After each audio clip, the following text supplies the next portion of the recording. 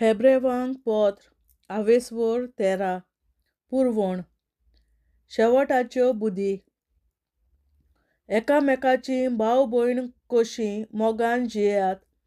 पोरक्यांक तुमगेर बिराड दिवंक विसरूं नाकात. अशें करून थोड्या जाणांनी नकळो जावन देवाच्या दुतांक आपल्या घरांनी घेवन तांचो परामोस केलो. कैदी जाल्ल्या बरोबर तुमी कैदी जाल्ले परी बोणकोणींत आसलोल्यांचो उगडास करात आनी पिडापीड सोंसतात तांचोय उगडास करात, कित्याक तांचे भाशेन तुमी अजून संवसारांत आसात. सगल्यांनी लग्नाक फावो तो मान दिवचो आनी लग्नाची बाज कोत नासतना सांबाळची, कित्याक पोजड्यांची आनी प्रौद्वारांची देव नीत करतलो. तुमच्या जिवितांत गिरेस्तकायेची आशा दवरूं नाकात आनी तुमचे कोडे आसा तितल्यानूच धादोशी जायात, कित्याक खुद देवान अशें सांगलां, हांव तुका केन्नाच सोडचो ना आनी सांडचोय ना. तर आमी काळजीदारपणान म्हणुया, सर्वेस्पर म्हज्या पक्षाक आसा, तर कसली भिरांत. मनीस म्हाका कितें करूंक शकता. विस्वाशीपण कशें दाखोवचें. तुमकां देवाचें उतर पडघोट केलां त्या तुमच्या वडिलांचो उगडास करात. ते कशे जियेले आनी अंतरले तें लक्षांत दवरून तांच्या भावार्थाची देख घेयात. जेजू क्रिस्त कदींच केन्नाच बदलना, काल, आज आनी सदांकाल तोच. वेगवेगळे आठवेच शिकवणेन तुमकां नीत रस्त्यावेलीं कडसां रावूंक दिवूं नाकात. जेवणा खाणाचे नेम दवरून न्हय, पूण देवाचे दयाळायेन तुमचीं काळजां घट केल्यार एकदम बरें.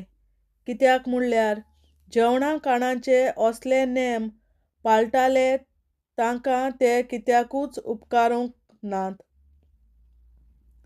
आमकां आमची काशा वेदी आसा आनी आदल्या कराराच्या पवित्र स्थानांत सेवा करतात तांकां आमचे वेदीचेर भेटयल्लें खावंक हक्क ना.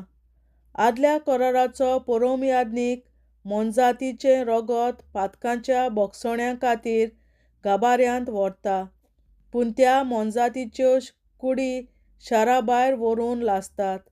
ह्याच खातीर जेजू आपुणूय आपल्या काशा रोगतान परजेक पवित्र करूंक शाराच्या दारवट्या भायर कोश सोंसून मेलो. तर आमी ताचेशीं शारा भायर वचुया आनी ताच्या मोन्नाचे लजेंत वांटो घेवुया, कित्याक ह्या संवसारांत तोखता तसलें शार आमकां ना. आमचें जावचें आसा त्या शाराचे वाटेर आमी आसा. तर देवाक आमच्या ओंठांनी वाखाणून ताका जेजू वरवीं निरंतरी आमचो वाखाणणेचो येवन भेटोवया. भावपणाच्या मोगान एकामेकाक आदार दिवन बरें करूंक विसरूं नाकात, कित्याक असले येवन देवाक मानवतात. तुमचे वडील भार घेवन तुमच्या जिवाची काळजी घेतात, कित्याक तांणी आपल्या वावराचो देवाक हिशोब दिवंक जाय. तर तांचें उतर आयकात आनी तांकां कालती रावात. हे भाशेन ते आपलो वावर खुशाल मोनान करतले, नाजाल्यार ते आपलो वावर करतले पूण हुस्कार सुस्कार सोडून, आनी हें तुमकां फायद्याचें जावचें ना. आमचेय पासत मागीत रावात. आमच्या अंतस्करणांत कसलीच चूक ना म्हूण आमकां खात्री आसा आनी आमी करतांव तितल्यांतूय सारकें तें करूंक आमची तीर खुशी.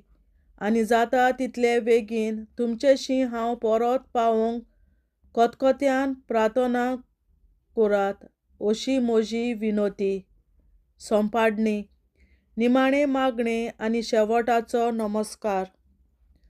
आमच्या सुम्या जेजूक शेळ्यांच्या व्हडत्या गवळ्याक देवान मेल्ल्यांतलो पुनर्जिवंत केलो, कित्याक ताणें आपलें रगत विकरावून सासणाचो करार स्थापलो.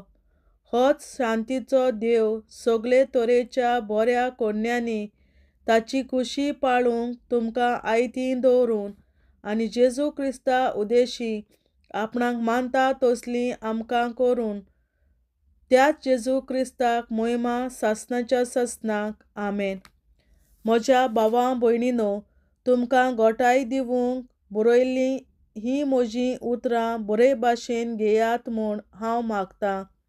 ह्याच खातीर हें पत्र हांवें लांब करूं ना. आमच्या भावा तिमोथाक बोणकोणींतलो सोडलो म्हूण तुमकां खबर दितां. तो रोखडो पावत जाल्यार हांव तुमकां पळोवंक येतलों तेन्ना ताका म्हजे बरोबर हाडटलों. सगळ्या तुमच्या वडिलांक आनी सोमेस भोगतांक नमन करतां.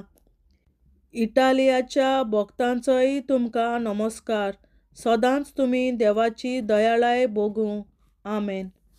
देवाचें उतरें. देवाचे व्हड उपकार.